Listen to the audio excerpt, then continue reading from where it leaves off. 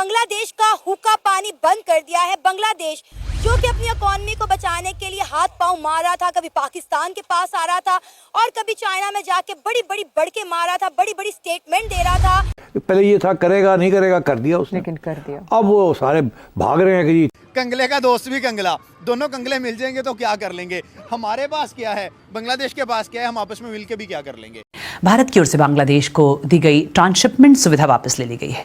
कई वर्षों से बांग्लादेश बहुत फायदा उठा रहा था, लेकिन ये ट्रांसशिपमेंट की ये फैसिलिटी रोक दी गई। ये जो ट्रांसशिपमेंट फैसिलिटी थी, इसकी वजह से बांग्लादेश के जो एक्सपोर्टर थे वो इंडियन टेरिटरी के जरिए मुख्तलिफ जगहों पे पहुंचते थे और कार्गो जो चलते थे बांग्लादेश से, वो इंडिया की लैंड कस्टम स्टेशन से गुजरते थे और इंडिया का इंदिरा गांधी इंटरनेशनल एयरपोर्ट है दिल्ली के अंदर, वहाँ से होते हुए जो है वो बांग्लादेश की जो एक्सपोर्ट है वो यूरोप, वेस्ट एशिया और इन इलाकों में पहुंचती थी।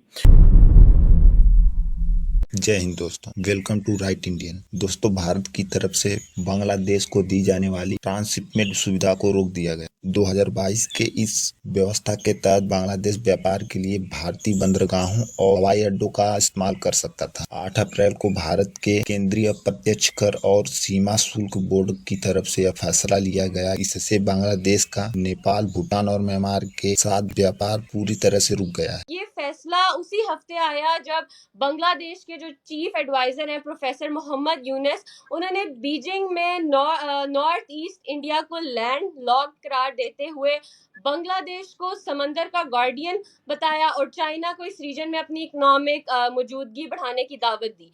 तो आपके नजदीक क्या ये भी एक वजह हो सकती है ये एग्रीमेंट खत्म करने की?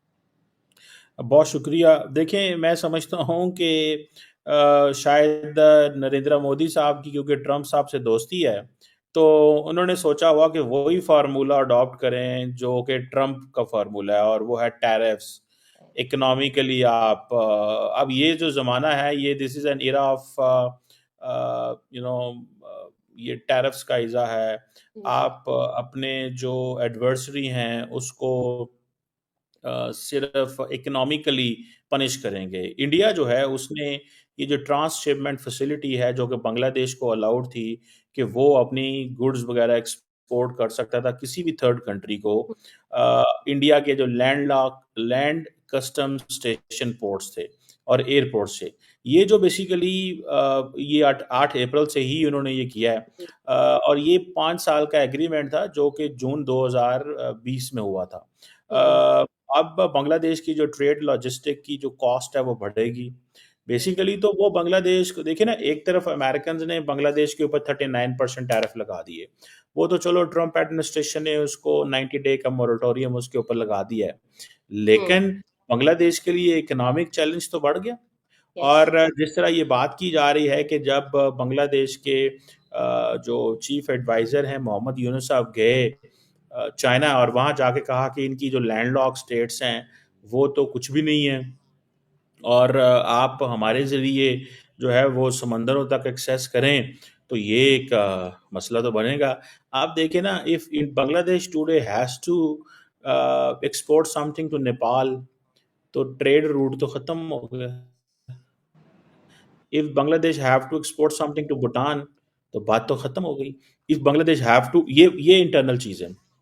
सो ये जो इंडिया के जो कस्टम है वो ये 2020 से ये फैसिलिटी चल रही थी ट्रांसशिपमेंट की, और अब देखें ना, इसमें 2 चीज़ें हैं। शेख हसीना वाजद थी पॉलिटिशियन, मोहम्मद यूनुस पॉलिटिशियन नहीं है। मोहम्मद यूनुस इलेक्टेड होके नहीं आए, ठीक है जी। मोहम्मद यूनुस को नहीं पता कि ये ट्रांसशिपमेंट एग्रीमेंट क्या है, इंडिया के ऊपर किस तरह वो डिपेंडेंट थे। अब वो बेसिकली ये इंडिया एक कोर्सिव टैक्टिक इस्तेमाल करना चाहता है कि मोहम्मद यूनुस का जो एटीट्यूड है वो थोड़ा चेंज किया जाए, उसकी थोड़ी अप्रोच बदली जाए। अब ये देखें कि ये जो ट्रांसशिपमेंट फैसिलिटी थी, इसकी वजह से बांग्लादेश के जो एक्सपोर्टर थे वो इंडियन टेरिटरी के ज़रिए मुख्तलिफ जगहों पे पहुंचते थे और कार्गो जो चलते थे बांग्लादेश से, वो इंडिया की लैंड कस्टम स्टेशन से गुजरते थे और इंडिया का इंदिरा गांधी इंटरनेशनल एयरपोर्ट है दिल्ली के अंदर, वहाँ से होते हुए जो है वो बांग्लादेश की जो एक्सपोर्ट है वो यूरोप, वेस्ट एशिया और इन इलाकों में पहुंचती थी। और जैसे मैंने पहले बताया कि 2020 में ये एग्रीमेंट इंट्रोड्यूस कराया गया था और अब उन्होंने बांग्लादेश को बेसिकली बताया कि आपकी वैल्यू क्या है, आपकी आपकी औकात क्या है, वो उसको थोड़ा-सा बता रहे हैं कि आपके पास तो लॉजिस्टिकल इंफ्रास्ट्रक्चर नहीं है। आप हमारी 7 स्टेट की बात करते हैं कि वो समुद्र तक एक्सेस नहीं रखती, तो आपको तो हम कहीं का भी नहीं छोड़ेंगे।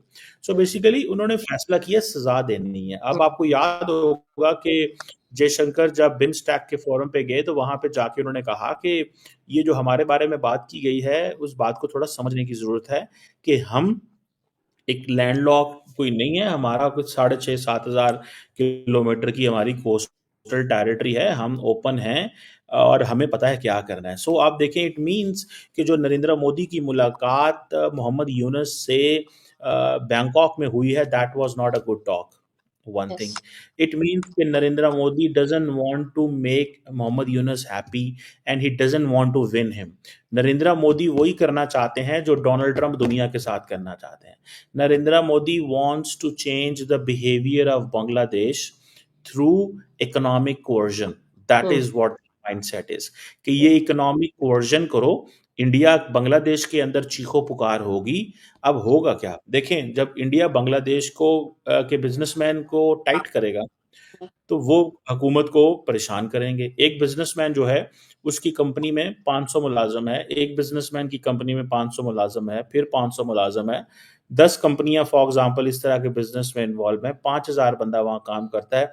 अगर 5,000 बंदे में से 2,500 बंदा रोजगार हो जाता है, बेरोजगार हो जाता है, 5,000 बंदे में से 2,500 बंदे की और इंडिया और बांग्लादेश अपनी मार्केट भी लूज कर जाएगा।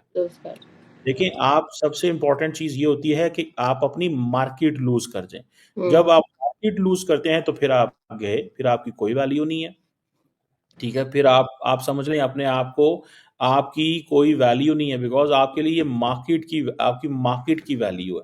तो इंडिया ने बेसिकली उनको ये बताया है कि आप बेसिकली अपनी मार्केट खो रहे हैं और आपके लोग बेरोजगार होंगे। यूनुस साहब पढ़े लिखे हैं, उनको इस तरह की भड़के नहीं मारनी चाहिए। थोड़ा सा मुआवजा करते हैं कि 71 में बना बांग्लादेश और 47 में बना इंडिया, दोनों में क्या कंपैरेटिव एनालिसिस बेसिकली बन सकता है। आबादी की बात करें तो तकरीबन 1500 मिलियन और ये 167 मिलियन की आबादी है, और जीडीपी पर कैपिटा की आप बात करें तो $4,500 और इंडिया के पास $10,000 जीडीपी पर कैपिटा इनकम इनके पास है। अगर इन दोनों चीज़ों को एक साइड पर रखा जाए और इंडिया की इकोनॉमी को एक साइड पर रखा जाए तो आज से 7 माह पहले इंडिया की जो इकोनॉमी थी, इंडिया के खजाने में जो पैसे थे वो थे $595 बिलियन थे, जबकि इंडिया के पास सिर्फ और सिर्फ $56 बिलियन थे। अगर इन दोनों चीजों को मद्देनजर रखा जाए तो अब आप मुझे बताएं कि एक तरफ $56 बिलियन से आपने अपना दिन निकालना है, दूसरी तरफ $595 बिलियन से आपने दिन निकालना है, किसका दिन अच्छा गुजरेगा? ऑफ कोर्स जिसके पास ज्यादा है वो अच्छा गुजरेगा, और जिसके पास सिर्फ $56 बिलियन हो उनको तो सर्वाइवल की पड़ी हुई है। तो सबसे पहले ये है कि डॉक्टर यूनुस साहब को ये बातें नहीं करनी चाहिए, क्योंकि अपनी इकोनॉमी को देखें, अपने लिटरेसी रेट को देखें, इंडिया का बहुत आगे है, इंडिया की इकोनॉमी उनसे बहुत आगे है। इंडिया के अंदर वीमेन राइट्स को बहुत ज्यादा प्रेफर किया जाता है एज कम्पेयर टू बांग्लादेश।